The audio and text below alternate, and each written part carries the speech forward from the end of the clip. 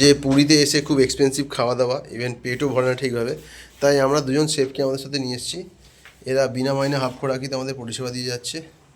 এই দেখুন, আমাদের এখন হচ্ছে চিকেন চিকেন চিকেন দো পেঁয়াজা, সাথে কষা আলুর দম।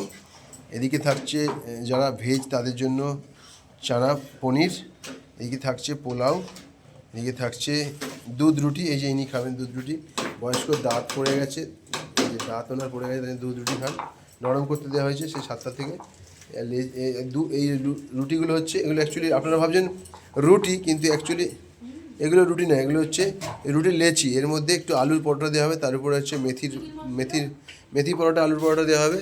দিয়ে এই যে আমাদের রান্নাঘর, এই যে সুকান্ত ও গুছিয়ে নিচ্ছে, কালকে সকালবেলা 6টার সময় ট্রেন আছে, বন্দে ভারত এক্সপ্রেস। আর আমরা আমাদের এইভাবে এই ট্রিপটা এইভাবে চললো। আগামীকাল আমরা বাড়ি ফিরবো, আমাদের রাত্রি 8টার সময় ট্রেন আছে, পুরো এক্সপ্রেস। আমার মনটা ভারাক্রান্ত, কারণ আমি আবার বলছি যে সব জায়গা অন্যভাবে, বাট পুরীটা আমার কাছে একটা লাভ। তো সাথে থাকুন, দেখতে থাকুন। এই যে বিনা পয়সা বিনা মাইনে হাফ খোরাকিতে কাজের মাসি।